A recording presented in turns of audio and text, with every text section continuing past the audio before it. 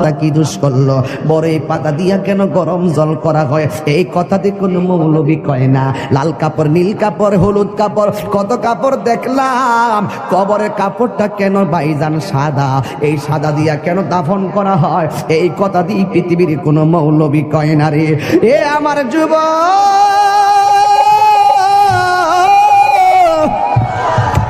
কি দিয়া বুঝাবো কবরটা কেমন ডেঞ্জারাস, কি দিয়া বুঝাবো মরণটা কত কঠিন, কি দিয়া বুঝাবো তাহিরের একটা দিন চলে যাওয়া মানে হলো আমার জীবন থেকে চিরদিনের জন্য দিনটা চলে গেছে। কোটি টাকা দিয়েও এই ঘন্টার সময়টা আনতে পারতাম না। এখন আমি শ্বাস ফালাইতেছি, 1 টাকা বিল দেওয়া লাগে না, নদীর পারে হাওয়া খাই বিল দেওয়া লাগে না, পল্লী বিদ্যুতের ফ্যান বাতাস খাইলে বিল দেওয়া লাগে, আইসিইউতে ঢুকে গেলে দিনে 50,000 টাকা গোনা লাগে। আমার আল্লাহ যে কত নিয়ামতের বাতাস আমরা ঢুকাইতেছে, বাইরে কইরাইতেছে, 1 টাকা বিল নেই না। আল্লাহ কয় বিল লাগতো না, শুধুমাত্র তোরা 5 বার আইসা কপালটার মাটির মধ্যে লাগাইয়া দিবি। সুবহান রাব্বিয়াল আলা বলবি। দুনিয়ার মালিকের ডিউটি 20 দিন না করলে 20 দিনের বেতন কাটা, আর আমার আল্লাহ তোরে হাজিরা দিছে দৈনিক 5 বার। 1 মাসও হাজিরা দেও না, 2 মাসও দেও না, মাঝে মাঝে সিটারি হাজিরা দাও, কিন্তু আমার আল্লাহ ইচ্ছা করলে তোমার গলার মধ্যে কাটা লাগাইয়া আমার আল্লাহ রিজিকটারে বন্ধ করে দিতে পারে। এরপরও আমার আল্লাহ রিজিক বন্ধ করে না কেন জানো নি? কারণ হলো আমার আল্লাহ কয় আমি আল্লাহ তোরে মায়া কইরা বানাইছি, মায়া লাগে। আপনি আল্লাহরে বলবেন আল্লাহ, আল্লাহ গো, আল্লাহ গো। এই দুনিয়ায় বিপদে পড়লে কত মানুষ তোরা সহযোগিতা করে, কিন্তু হাসরের ময়দানে কেউ কাউকে চাইবে না। আমার আল্লাহ জবানটারে বন্ধ করে আল্লাহ ওই হাতের সাক্ষী হাত দিবে, পায়ের সাক্ষী পা দিবে। কিছু কিছু মানুষ আমলনামা নেওয়ার জন্য পাগল হয়ে যাবে, আল্লাহ এই আযাব আর সহ্য হয় না, তাড়াতাড়ি ওই তো জান্নাত দাও নাইলে জাহান্নাম দাও, তাড়াতাড়ি আমরা আমলনামা দাও। আল্লাহ বলে ও ফেরেশতা, যখন তাড়াতাড়ি করে তার হাতটারে পেটের ভিতরে ঢুকাই দে, এবার বাম হাতটার পেটের ভিতরে ঢুকাইয়া এই হাতটার পিছন দিক দিয়ে বাইর করবে। ওই বান্দা বলবে আল্লাহ তোমার কাছে আমলনামা চাইছি, তুমি কেন হাতটার পেটের ভিতরে এত কষ্ট করে ঢুকাইয়া দিলা, আমার তো নারী বুড়ি ছিঁড়ে গেছে, এই হাতটার পিছন দিক দিয়ে বাইর করলা। আল্লাহ বলবে তুই না আমলনামা চাইছস, তাহলে পিছন দিক দিয়ে তাকায়া দেখ। এবার ডাক দিয়ে বলবে আল্লাহ আমি তো তাকাইতাম পারি না, পিছনে কি দিছো আমি তো দেখি না। আল্লাহ বলবে ও ফেরেশতারা, ও আমলনামা দেখতে চাই, গাটটারে ভাঙ্গা দে। এবার গাটটা ভাঙ্গা পিছন দিকে ফিরাইয়া দিব, তাকাইয়া দেখবো তার হাতের মধ্যে জাহান্নামের টিকিট। হায় রে, অনেক মানুষ আল্লাহর কাছে হাসরের মাঠে পানি চাইব, আল্লাহরে কইব আল্লাহ পানি পান করবো, পানি। আল্লাহ বলবে নাফরমানদের জন্য জাহান্নামের নিচ থেকে পুষ তুল, পুষ তুইলা দে পানি পান করার জন্য। জাহান্নামের নিচ থেকে পুষ তুলে দেওয়া হবে, ওই পুষগুলো তারা খাইতে থাকবে, সাথে সাথে জিহ্বাটা গলে পড়ে যাবে, আবার খাবার চাইবে, জাক্কুম নামক ফল দেওয়া হবে, গলার মধ্যে যাইয়া আগুনের কুণ্ডলিপি হয়ে যাবে। এই জন্যই তো মানুষের চেহারা দিয়া কাউরে আল্লাহ দুজুকি দিবে না, এই জায়গার মধ্যে পশু পাখির চেহারা লাগাইয়া দুজুকি দিবে, কারণ এই চেহারাটা হলো আল্লাহর কুদরতি রহস্য। কথা বলেন ঠিক কিনা? মানুষ হলো আল্লাহর রহস্য।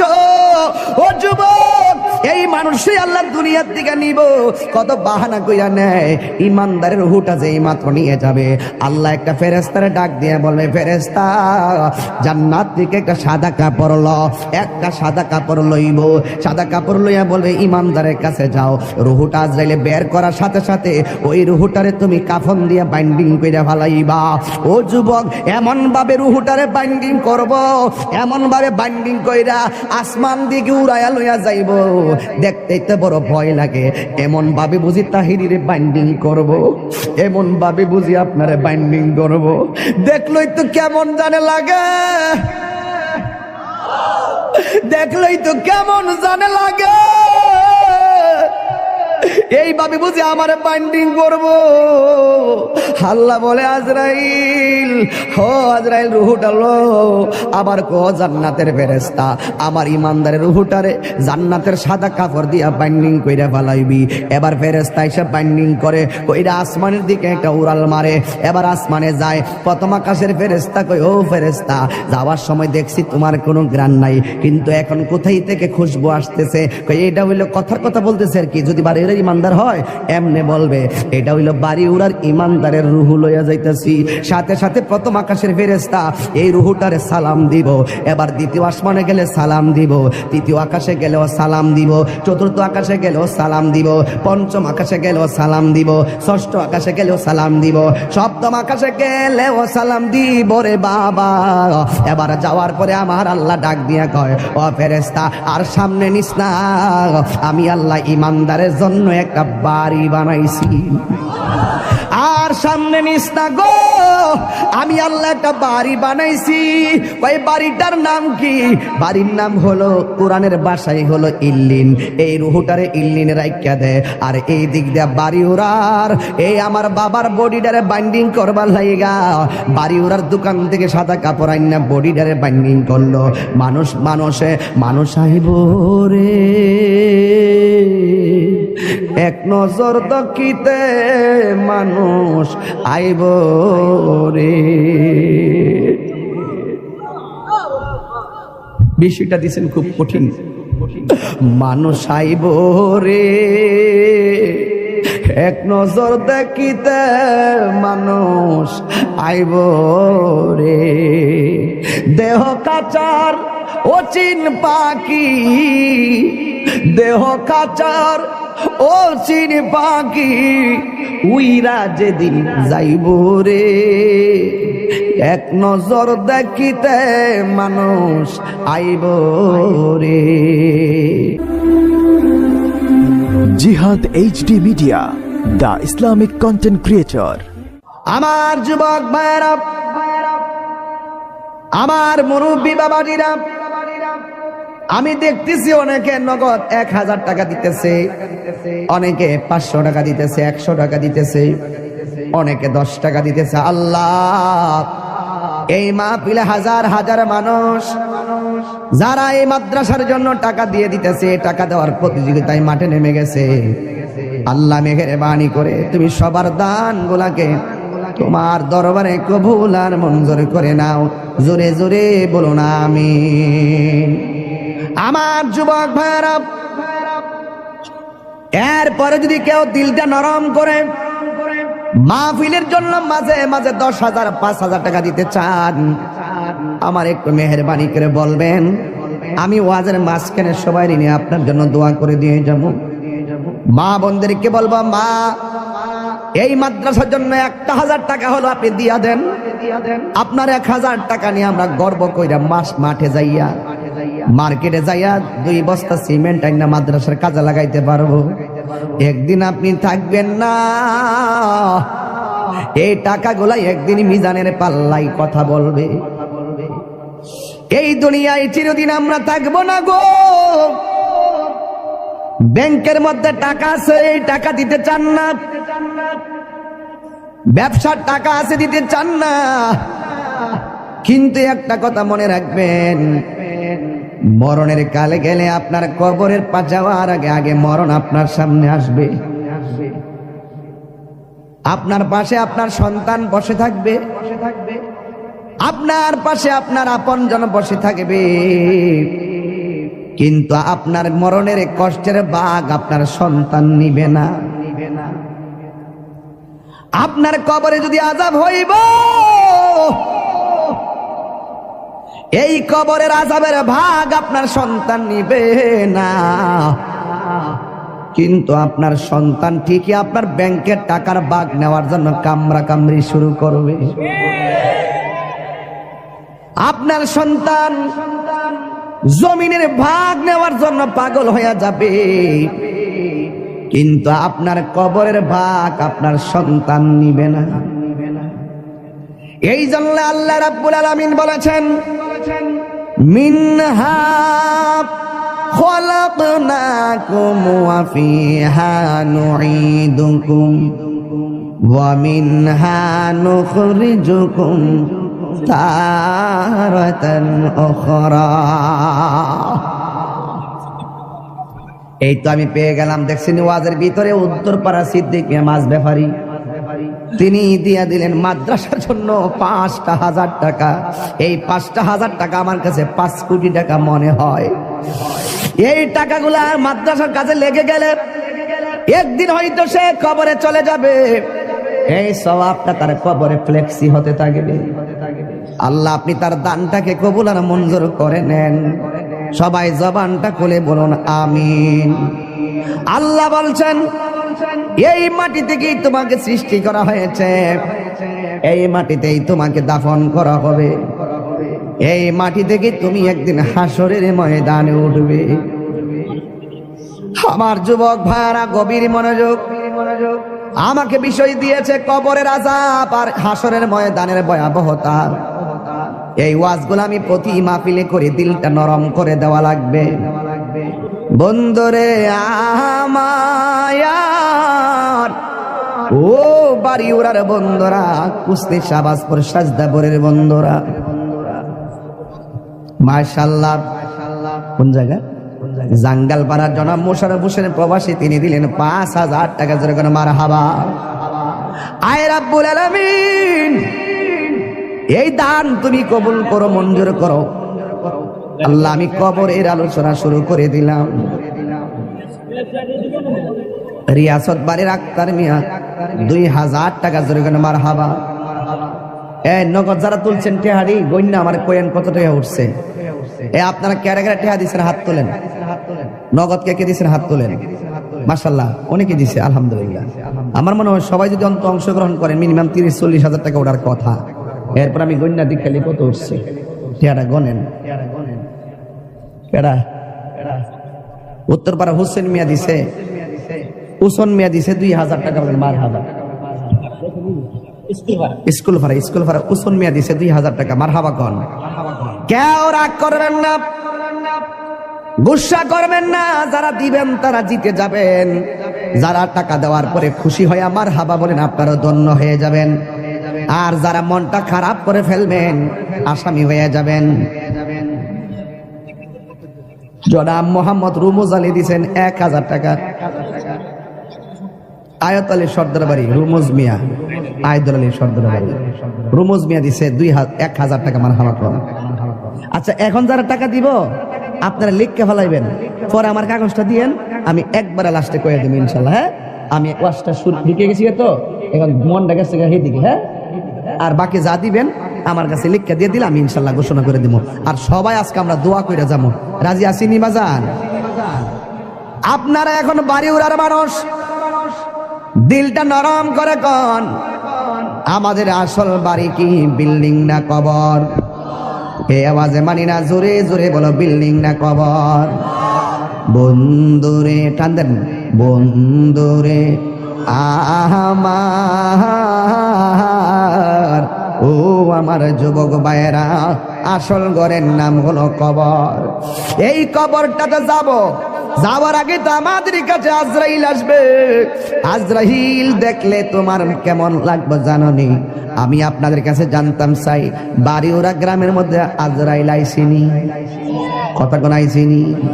দাদারে লয়া গেছে আজরাইল আইসা, দাদিরে নিয়ে গেছে আজরাইল আইসা, আমারও নিয়ে যাইব আজরাইল আইসা। আমার নবী বলে আজরাইল বড় ভয়ঙ্কর জিনিস।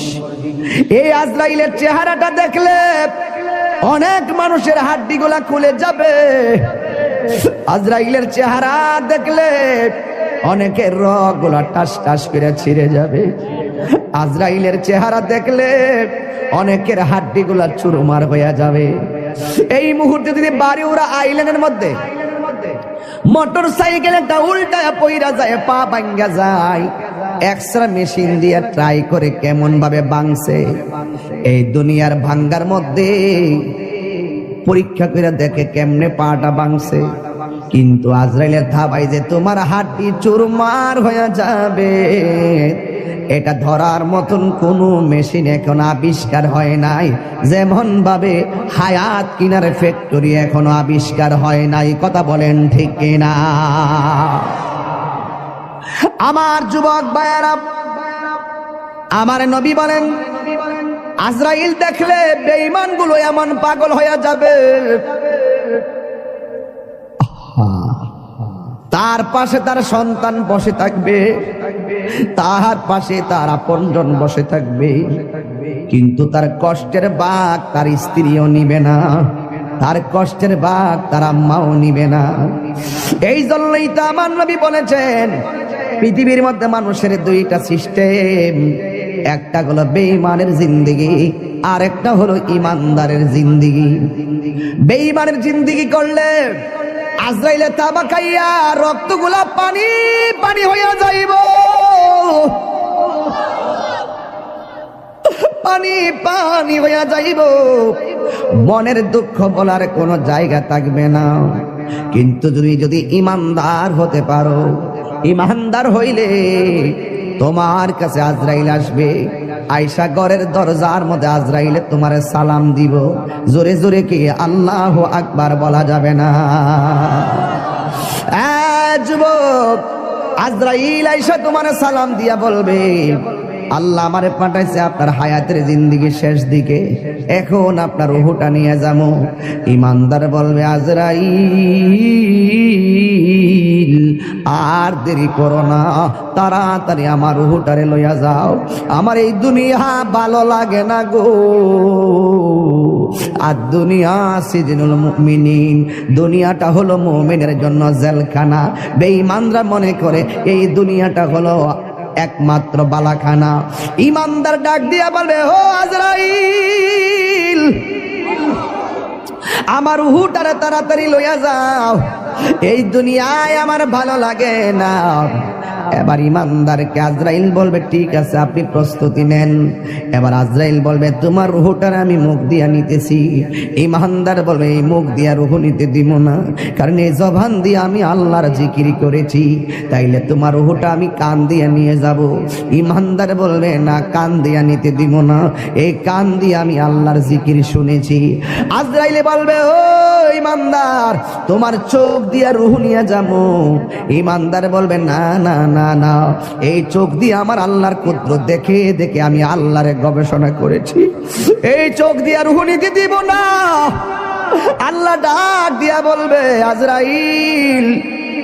আজরাইল বলবে, আল্লাহ তোমার প্রেমিকে মুখ দিয়ে রূহ নিতে দেয় না, তোমার প্রেমিকে কান দিয়ে রূহ নিতে দেয় না, তোমার প্রেমিকে চোখ দিয়ে রূহ নিতে দেয় না। আমার আল্লাহ বলে, আজরাইল,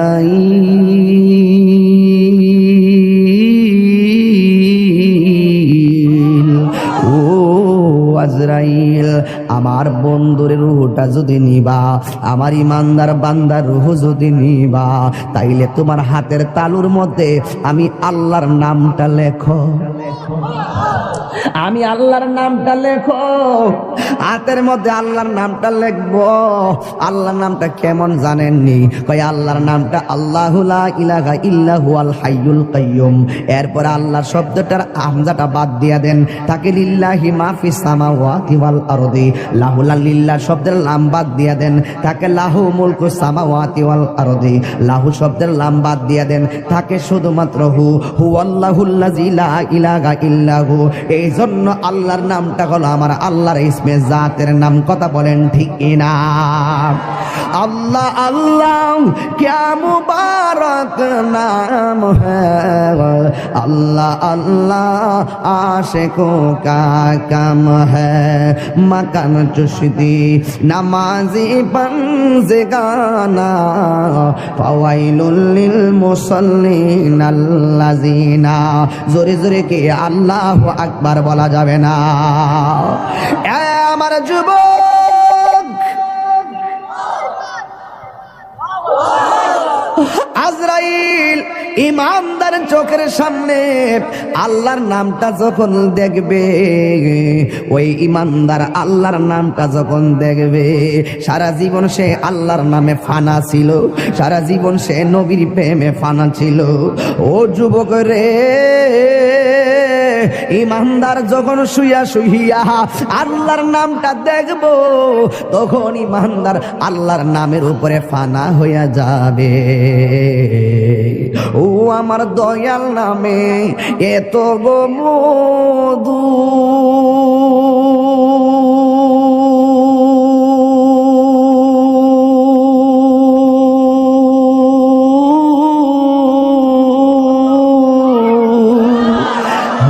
আমরা রে কয়রাছে এ জাদু গো,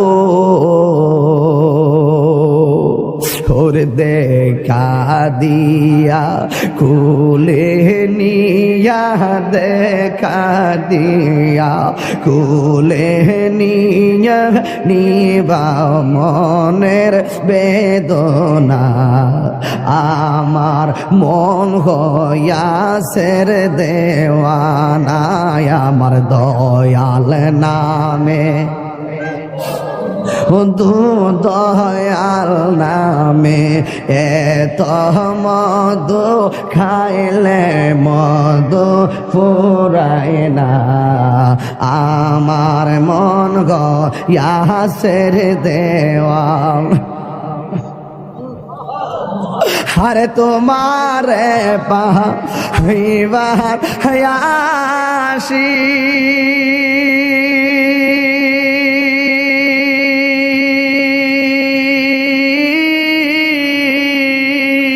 ঘুরতেছি কাঙালের বেশে গো, ওরে মরণ কালে দেখা দিয়া, মরণ কালে দিয়া নিবা ইয় যাত না, আমার মন হইয়াছের দেওয়া না, দয়ালে নামে এত মধু, দয়াল নামে খাইলে মধু ফুরায় না, আমার মন গয়াসির দেওয়া না, আমার মন গয়াসির দেওয়া না। একটা জবান বন্ধ রাখবেন না, জবানটা খুলে বলু সুবহানাল্লাহ। হে আমার বন্ধুরি,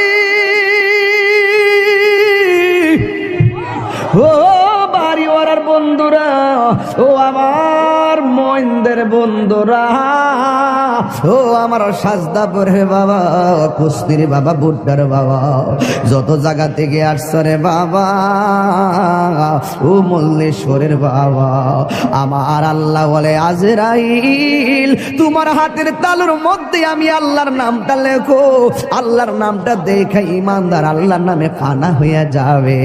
এই সুযোগে আজরাইলে ইমানদারের রুহটার সার্জারি কইরা লইয়া যাইব। ইমারে বাবা ছোট বাচ্চা মায়ের স্তন থেকে দুধ পান কইরা যেমনে ঘুমায়া গেলে টের পায় না, ইমানদার বাড়ি ওরা ভাঙ্গা ঘরে এমন ভাবে ঘুমায়া যাইব যারা পরিমাণ কোনো টের পাবে না। আর জোরে জোরে কন্যা আল্লাহু আকবার। এই জন্য আমার যুবক আল্লাহ কয় মাটি থেকে তোরে বানাইলাম, এই মাটিতেই তোরে দাফন করা হবে। আপনি চলে গেলেন, আপনাকে বড়ই পাতার গরম জল দিয়া গোসল করাইতেছে। কেহ লইল আতর লোবান, কেহ লইল জল। আমি কি দিয়া বুঝাইতাম? আম পাতা, জাম পাতা, বড়ই পাতার কোনো অভাব নাই। কোনো পাতা দিয়া বড়ই, কোনো পাতা দিয়া গরম জল করে না। বড়ই পাতার পানি দিয়া কেন গরম জলটা করে? আম পাতা কি দোষ করলো? জাম পাতা কি দোষ করলো? বড়ই পাতা দিয়া কেন গরম জল করা হয়? এই কথাতে কোনো মৌলবি কয় না। লাল কাপড়, নীল কাপড়, হলুদ কাপড়, কত কাপড় দেখলাম। কবরের কাপড়টা কেন ভাইজান সাদা? এই সাদা দিয়া কেন দাফন করা হয়? এই কথা দিয়ে পৃথিবীর কোনো মৌলবি কয় না রে। এ আমার যুবক,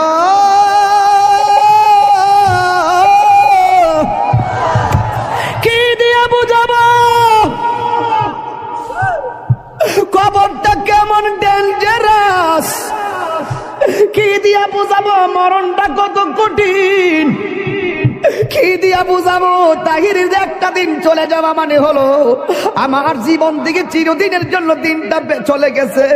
কোটি টাকা দিয়েও এই ঘন্টার সময়টা আনতে পারতাম না। এখন আমি শ্বাস ফালাইতাছি, 1 টাকা বিল দেওয়া লাগে না। নদীর পারে হাওয়া খাই, বিল দেওয়া লাগে না। পল্লী বিদ্যুতের ফ্যান বাতাস খাইলে বিল দেওয়া লাগে। আইসিইউতে ঢুকা গেলে দিনে 50,000 টাকা গোনা লাগে। আমার আল্লাহ যে কত নিয়ামতের বাতাস আমরারে ঢুকাইতাছে, বাইরে কইরাইতাছে, 1 টাকা বিল নেই না। আল্লাহ কয় বিল লাগতো না, শুধুমাত্র তোরা 5 বার আইসা কপালটার মাটির মধ্যে লাগাইয়া দিবি। সুবহান রাব্বিয়াল আলা বলবি। দুনিয়ার মালিকের ডিউটি 20 দিন না করলে 20 দিনের বেতন কাটা। আর আমার আল্লাহ করে হাজিরা দিছে দৈনিক 5 বার। 1 মাসও হাজিরা দেও না, 2 মাসও দেও না, মাঝে মাঝে সিটারি হাজিরা দাও। কিন্তু আমার আল্লাহ ইচ্ছা করলে তোমার গলার মধ্যে কাটা লাগাইয়া আমার আল্লাহ রিজিকটারে বন্ধ করে দিতে পারে। এরপরও আমার আল্লাহ রিজিক বন্ধ করে না কেন জানো নি? কারণ হলো আমার আল্লাহ কয় আমি আল্লাহ তোরে মায়া কইরা বানাইছি, মায়া লাগে। আল্লাহ ডাক দিয়ে কয় আল্লাযী খালাকাকা ফাসাওয়াকা ফাআদালাক ফি আইয়ি সূরাতিন মা শাআ রাক্কাবাক। আমার আল্লাহ তোরে সুন্দর নমুনায় বানাইছি। এই জন্য আমার আল্লাহ কয় খালাকতু বিয়াদাইয়া, আল্লাহ এই চেহারাটারে নিজের হাতে বানাইছে। আল্লাহ বলে মিনহা খালাকনাকুম, আমি এই মাটি থেকে তোরে বানাইছি, মানে আদমরে বানাইছে। আদম হলো ডাইরেক্ট মাটি দিয়া তৈয়ার, আমরা কইলাম মা বাবার নুতফা দিয়া তৈয়ার। বন্ধুরে আমার এই চেহারাটা ডাইরেক্ট আমার আল্লাহ নিজের হাতে বানাইছে। এই জন্যই তো মানুষের চেহারা দিয়া কাউরে আল্লাহ দুজকি দিবে না। এই জায়গার মধ্যে পশু পাখির চেহারা লাগাইয়া দুজকি দিবে, কারণ এই চেহারাটা হলো আল্লাহর কুদরতি রহস্য। কথা বলেন ঠিক কিনা? মানুষ হলো আল্লাহর রহস্য। ও যুবক, এই মানুষই আল্লাহ দুনিয়ার দিকে নিব। কত বাহানা কইরা নেয়। ইমানদারের রূহটা যেই মাত্র নিয়ে যাবে, আল্লাহ একটা ফেরেশতারে ডাক দিয়ে বলবে, ফেরেশতা জান্নাত থেকে একটা সাদা কাপড় ল। একটা সাদা কাপড় লইব, সাদা কাপড় লইয়া বলবে ইমানদারের কাছে যাও। রুহুটা আজরাইলে বের করার সাথে সাথে ওই রুহুটারে তুমি কাফন দিয়া বাইন্ডিং কইরা ফালাইবা। ও যুবক, এমন ভাবে রুহুটারে বাইন্ডিং করব, এমন ভাবে বাইন্ডিং কইরা আসমান দিকে উড়াইয়া লইয়া যাইব, দেখতেই তো বড় ভয় লাগে। এমন ভাবে বুঝি তাহিরিরে বাইন্ডিং করব, এমন ভাবে বুঝি আপনারে বাইন্ডিং করব, দেখলই তো কেমন জানে লাগে, দেখলই তো কেমন জানে লাগে। এইভাবে বুঝি আমার বাইন্ডিং করব। আল্লাহ বলে আজরাইল, হো আজরাইল রুহুটা লো। আবার কো জান্নাতের ফেরেশতা, আমার ইমানদারের রুহুটারে জান্নাতের সাদা কাপড় দিয়া বাইন্ডিং কইরা ফালাইবি। এবার ফেরেশতা এসে বাইন্ডিং করে কইরা আসমানের দিকে একটা উড়াল মারে। এবার আসমানে যায়। প্রথম আকাশের ফেরেশতা কই, ও ফেরেশতা, যাওয়ার সময় দেখছি তোমার কোনো গ্রাণ নাই, কিন্তু এখন কোথায় থেকে খুশবু আসতেছে। কই এটা হইলো কথার কথা বলতেছে আর কি। যদি বাড়ির ইমানদার হয় এমনে বলবে এটা হইলো বাড়ি উড়ার ইমানদারের রুহু লইয়া যাইতাছি। সাথে সাথে প্রথম আকাশের ফেরেশতা এই রুহুটারে সালাম দিব। এবার দ্বিতীয় আসমানে গেলে সালাম দিব, তৃতীয় আকাশে গেলেও সালাম দিব, চতুর্থ আকাশে গেলেও সালাম দিব, পঞ্চম আকাশে গেলেও সালাম দিব, ষষ্ঠ আকাশে গেলেও সালাম দিব, সপ্তম আকাশে গেলেও সালাম দিব রে বাবা। এবার যাওয়ার পরে আমার আল্লাহ ডাক দিয়া কয়, ও ফেরেশতা আর সামনে নিস না, আমি আল্লাহ ইমানদারের জন্য একটা বাড়ি বানাইছি। আর সামনে নিস না গো, আমি আল্লাহ একটা বাড়ি বানাইছি। ওই বাড়িটার নাম কি? বাড়ির নাম হলো কোরআনের ভাষায় হলো ইল্লিন। এই রুহুটারে ইল্লিন রাইখা দে। আর এই দিক দিয়া বাড়ি উড়ার এই আমার বাবার বডিটারে বাইন্ডিং করবার লাইগা বাড়ি উড়ার দোকান থেকে সাদা কাপড় আইনা বডিটারে বাইন্ডিং করলো। মানুষ আইব রে এক নজর দকিতে, মানুষ আইব রে। বিষয়টা দিছেন খুব কঠিন। মানুষ আইব রে এক নজর দেখিতে, মানুষ আইব রে। দেহ কাচার ও চিন পাখি দেহ খাচার, ও চিন পাখি উইরা যেদিন যাইব রে, এক নজর দেখিতে মানুষ আইব রে। এইভাবে আপনার বডিটারে দেখবার লাগে কত মানুষ আইব, আয়া আয়া দৌড়ায় দৌড়ে আবার যাইব গা, কয় বাজার আছে আমার কাজ আছে কয়া কয়া দৌড়ায় দৌড়ে যাইব গা। কিসের তোর বন্ধু? ফেসবুকের বন্ধু। এই বন্ধু তোরে দেখার জন্য একটা মিনিটের জন্য আইব, আয়া কোন রকম দেখে আবার বন্ধু তোরে ফালাইয়া যাইব গা। কিসের তোমার বন্ধু? কয়েকটা মিনিটের জন্য জানাজার ময়দানে যাইব, ভালো করে মাটিও দিবে না, কয়েক ক্রিকেট খেলা আছে এই কথা বইলা বন্ধু চলে যাবে। তার মানে বোঝা গেল এই দুনিয়ার বন্ধু তোমার কবরের আপন না, যিনি কবরে আপন হবে তিনি আছে শাহে মদিনা। কথা বলেন ঠিক কিনা? হাত তুলে বলো ঠিক কিনা বলো। আমার নবী কবর আসার ক্ষমতা আছে না? আরে তাকবীর, আরে রিসালাত, বীর মুফতি গায়সউদ্দিন আত-তাহেরি সাহেব, আরে তাকবীর। আল্লাহু আকবার বলেন। এবার ইমানদারের রুহু হলো ইল্লিনে, বডি হলো বাড়িউরা। ইমানদারের রুহুরে বাইন্ডিং করে লইয়া গেছে জান্নাতের কাপড় দিয়ে আমার আল্লাহ, আর ই বাড়িউরার ইমানদারের বডিটারে বাইন্ডিং করবার লাগে বাড়িউরার কাপড় আইনা কবর লয়ে যেতেছে। আল্লাহ ডাক দিকে, এই ফেরেশতা আমার প্রেমিক যাইতেছে গড়ে, যায়া রুহুটা নিয়ে তার ভিতরে ঢুকাই দিয়া। কবরে তো দুইজন ফেরেশতা আইবা, আমি তো তিনজন আইব। ওই একজন আয়া রুহু দিয়ে যাইব গা, দুইজন আয়া প্রশ্ন করবো, জোরে কন্যা সুবহানাল্লাহ। সপ্তাহ কোন দেখো না। এবার ওই কবরের ভিতরে ইমানদারের প্রশ্ন করব তিনটা। কয়টা? রাসূল বলেন মৃত্যু যেমন সুখ, মৃত্যু যেমন দুঃখ, কবরও তেমন দুঃখ, কবরও তেমন সুখ, হাসরও তেমন সুখ, হাসরও তেমন দুঃখ। দুঃখের রাস্তা, সুখের রাস্তা, আমরা চাইব কোন রাস্তা? তো সুখের রাস্তা চাইলে তো সুখের কাজ করা লাগবে। কারো কারো জীবনে দুঃখগুলি সুখ হয় না, আহমদ সে সুখের, নূর নবী সে সুখের আলোকিত আয়না। আর রঙে রঙিন হলে দুঃখগুলি আর দুঃখ রয় না, সবার জীবনে আল্লাহুম্মা সাল্লি মাওলানা মুহাম্মদ ওয়া আলা আলি সাইয়্যিদিনা। বাজান আপনারা যদি কেউ উঠেন আমি কষ্ট পাবো। আমি আসল ঘরের ওয়াজ করতেছি। যদি কেউ মন খারাপ করেন আর ডান বাম সান আর মুখে হাসি আসে, তাইলে আপনার মুসিবত। কেরে আসল ঘরে না। রাসূল বলছেন কবর হইল আখিরাতের প্রথম মঞ্জিল। ওই প্রথম মঞ্জিলের কথা বলতেছি। আর আপনি যদি ফেসবুক চালানো ওয়াজে বসে বসে, সেটা দুঃখজনক। আমার দিকে তাকান, কবরে সুখ আছে কিনা? রাসূল বলেন বেনামাজের জন্য কবরে তিনটা শাস্তি। আমাদের খলিল রেজা সাহেব এখানে নামাজ পড়ান, ভালো আলেম। আমার বড় কষ্ট হয়, আল্লাহ রাসূল এই কথাটাই বলছিলেন, মসজিদে যখন জামাত হয় আমি যখন দেখি কেউ ঘরে বসা, আমার মনে চায় তার ঘরটারে আমি আগুন দিয়ে জ্বালাই দিই। আমার খুব ব্যথা লাগে যখন মসজিদে জামাত হয়, আপনি দোকানে আড্ডা দেন, মনে হয় যেন কবরে শুধু আমরাই যাবো, আপনারা যাইতেন না। রাসূল বলেন কবরে বেনামাজির জন্য তিনটা শাস্তি, লিখে রাখেন। নাম্বার 1, কবরে দেওয়ার পরে দুই পাশের মাটি দুই প্রান্তে চলে যাবে। এই ছেলে, এই বস, কি এই ছেলেরা, কবরে বেনামাজের জন্য কয়টা শাস্তি বলছি? আজকে থেকে পরিপূর্ণ মাদ্রাসা থেকে একটা হেদায়েতের বার্তা নিয়ে যাও। কয়টা শাস্তি বলছি ভাই?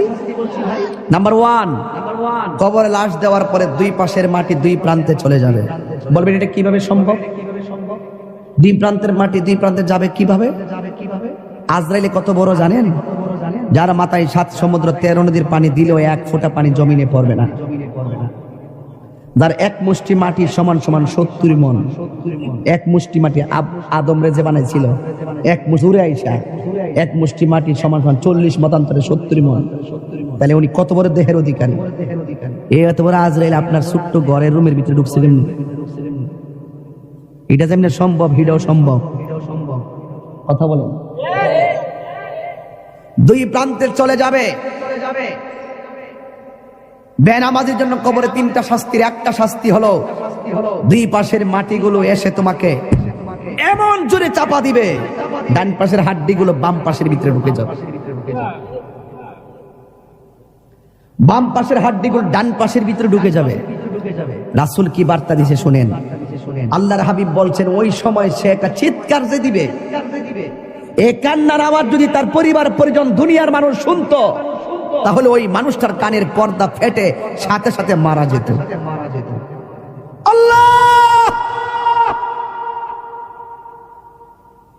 বিকট আওয়াজ হবে।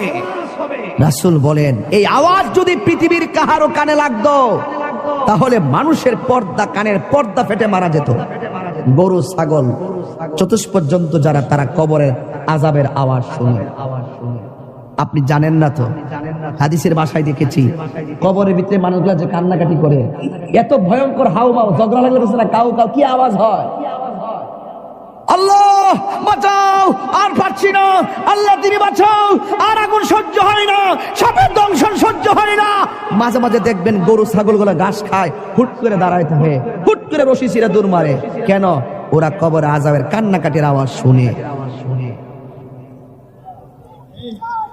এই কাউ মাউ যদি দুনিয়ার মানুষ শুনতো, রাসূলকে জিজ্ঞেস করে, রাসূল চতুষ্পদ জন্তু কথা বলতে পারে না, তারা কবরের আওয়াজ শুনে, মানুষ কেন শুনে না? রাসূল উত্তর দিলেন, মানুষ যদি কবরে আযাব শুনতো, তাইলে মানুষ দিন দরদ ছাইরা দিয়া মানুষ পাগল হইয়া হার্ট ফিল হইয়া মারা যেত। গভীর মনোযোগ। কবরের আলোচনা করতে বলেছেন, তাই সাইড লড়ব না। মাটি তোমাকে এমন ভাবে চাপা দিবে, কোটিপতি হইয়া কবরে দোহাই দিলে চলবে না আমি কোটিপতি ছিলাম। এই কবরের মাটি তোমাকে মাটির সঙ্গে মিশাবে, কিন্তু মরণ হবে না। আপনি আল্লাহকে বলবেন, আল্লাহ আর সহ্য হয় না, একবারে আমরা মাইরা ফালাও, হাড্ডিগুলো গোড়া হয়ে গেছে, আর সহ্য হয় না গো মালিক। এই হলো বেনামাজির কবরের মাটির আযাব। এখন বলবেন মাটি কেন চাপা দিব, তার রহস্য কি শুনে যান। এই মাটির উপরে চইলা আল্লাহ কয়, মিনহা খলাকনাকুম, এই মাটি দিয়ে তোমাকে সৃজন করা হয়েছে, ওয়া ফিহা নুঈদুকুম, এই মাটিতেই তোমাকে দাফন করা হবে। মাটি কেন চাপা দিবে জানোনি? এই মাটির উপরে চলে চলে তুমি আল্লাহর সঙ্গে নাফরমানি করেছো, এই জন্য মাটি তোমাকে চাপা দিয়ে মাটির প্রতিশোধ নিবে। এই জন্য যুবক, রাত্রে গুনাহ করতে গেলে খেয়াল কইরো কবর আযাবের কথা, উপেনে গুনাহ করতে গেলে আল্লাহর কথা চিন্তা কইরো। কেউ জানে না, একজন জানে সব কথা, জবানটা খুলে বলুন তিনি কে? বেনামাজির জন্য প্রথম শাস্তি হলো কবরের মাটির চাপ। এখন বলবেন হুজুর 2 নম্বর শাস্তি কি? 2 নম্বর শাস্তি হলো কবরে দেওয়ার পরে জাহান্নামের আগুনের একটা উত্তাপ দেওয়া হবে।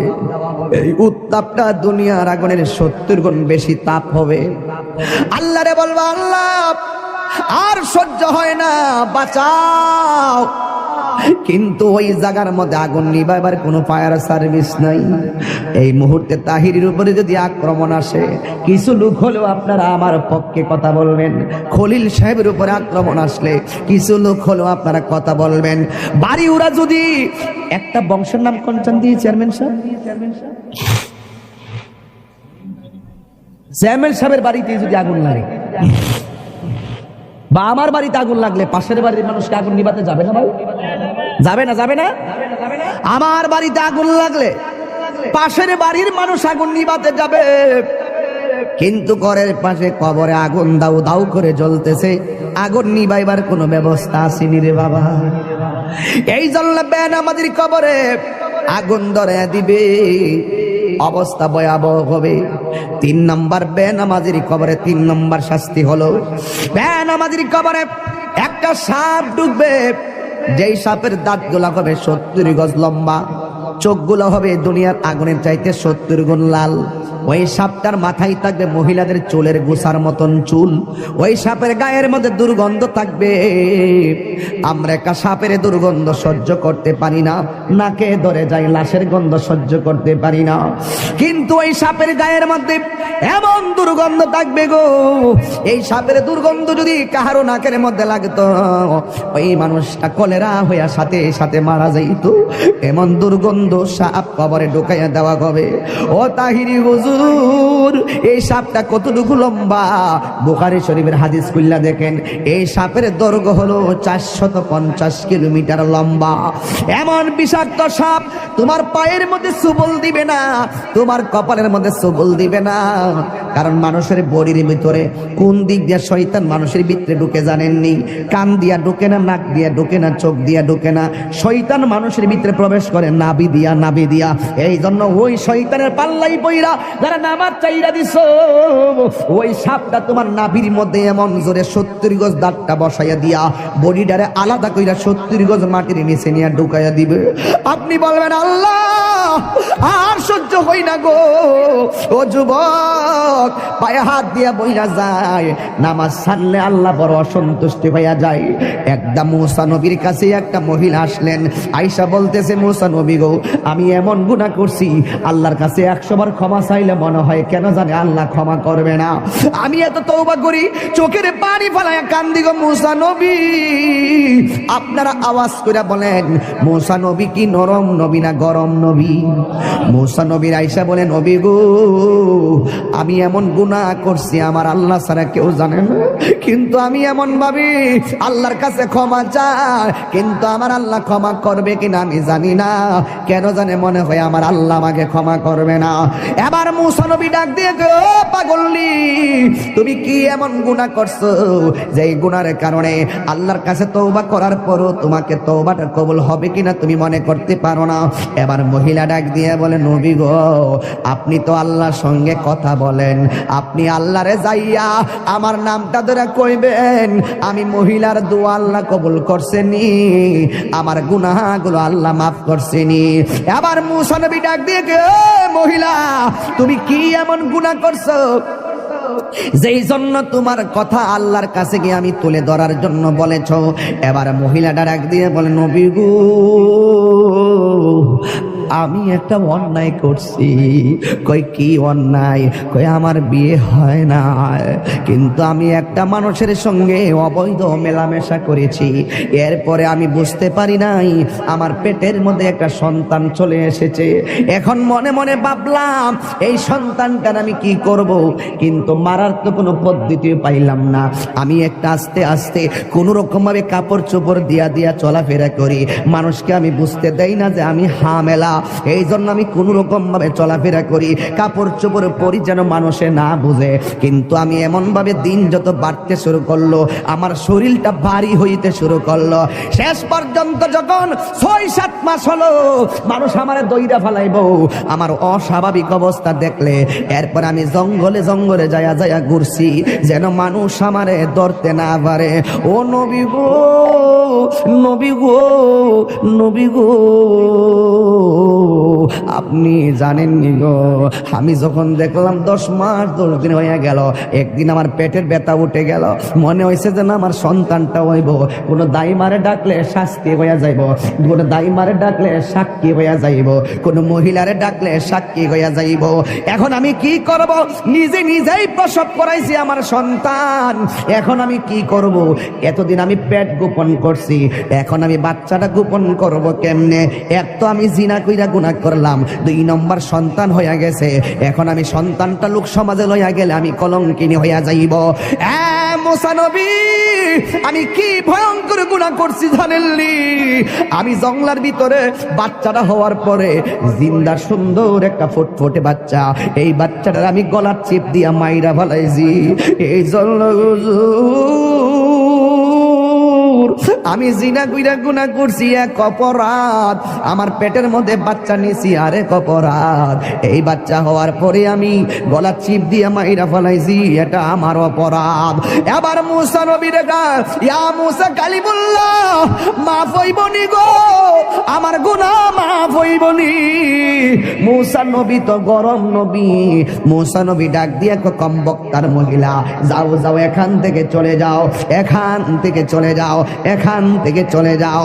ইন দি মিন টাইমে মহিলা ডাক দিয়া কয়, মুসা নবী গো, অনেক আশা ভরসা লইয়া আপনার কাছে আসছিলাম, আপনি আমারে তাড়াইয়া দিতেছেন, কিন্তু এখন আমি কি করব?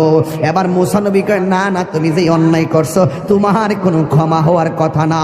এই মুহূর্তে আল্লাহ ডাক দিয়ে কয়, ও মুসা রে, ও মুসা, যে অপরাধটা তুমি বড় মনে করছো, এর চাইতে আরো